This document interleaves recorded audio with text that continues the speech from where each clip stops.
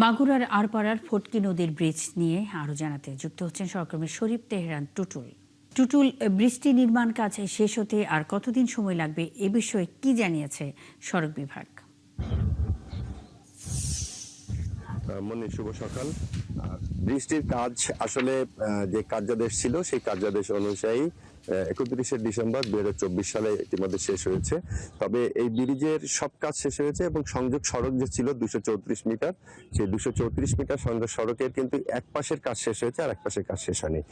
এর মূল কারণটা হচ্ছে যে অন্য পাশে যে পাশে কাজ শেষ হয়নি, অর্থাৎ যশোর অংশের কাজ, সেই অংশে জমি অধিগ্রহণ করা ছিল না। অর্থাৎ ব্রিজ যখন নির্মাণ পরিকল্পনা করা হয় তখন যে জমি অধিগ্রহণ করে এবং এর টোটাল ব্যয় যে নির্ধারণ করা সেটি করা হয়নি।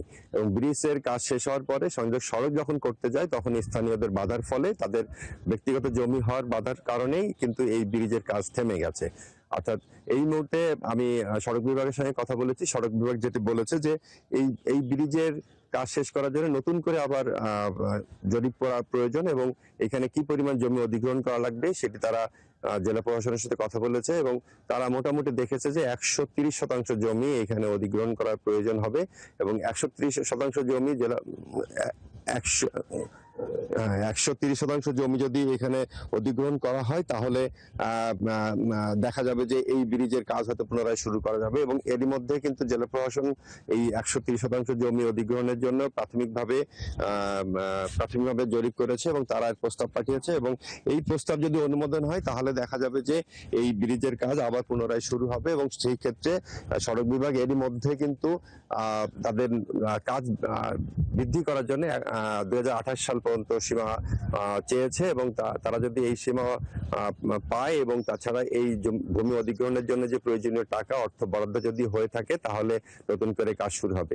আরেকটি বিষয় হলো যে এই যে ব্রিজ এবং একপাশে সংযোগ সড়ক যে শেষ হয়েছে, এর ফলে পাশে যে বেলি ব্রিজটা রয়েছে সেই ব্রিজের উপর দিয়ে যে সমস্ত যানবাহন চলছে তারা কিন্তু অনেকটা ঝুঁকি নিয়ে চলাচল করছে। অর্থাৎ প্রায়ই এখানে দুর্ঘটনা ঘটছে এবং এই ব্রিজের উপরে যখন ভারী যানবাহন ওঠে তখন ব্রিজটা কেঁপে ওঠে এবং এর জন্য কিন্তু সাধারণ যাত্রী যারা তারা কিন্তু আতঙ্কের মধ্যে থাকে, পরিবহনগুলো আতঙ্কের মধ্যে থাকে এবং স্থানীয়দের দাবি যে অচিরেই তাদের এই ব্রিজটা খুলে দেওয়া হোক। আরেকটি বিষয় হচ্ছে যে এই ব্রিজের যেই পাশ দিয়ে যশোর অংশের যে পাশ দিয়ে সংযোগ সড়ক হবে সেখানে কিন্তু অসংখ্য বাণিজ্যিক প্রতিষ্ঠান রয়েছে এবং এই প্রতিষ্ঠানগুলো কিন্তু ক্ষতিগ্রস্ত হবে এবং স্থানীয়রা বলেছে এই আলপাড়া বাজারের চিত্র নষ্ট হবে। এই ছিল আমার কাছে সর্বশেষ তথ্য। মুন্নি, অসংখ্য ধন্যবাদ যুক্ত হয়ে তথ্য জানাবার জন্য। সঙ্গেই থাকবেন দর্শক। চালু হয়নি মাগুরার আরপাড়ার ফটকি নদীর ব্রিজ, এ বিষয়ে কথা বলতে শরীফ তেহরান টুটুল আমাদের সঙ্গে এতক্ষণ যুক্ত ছিলেন।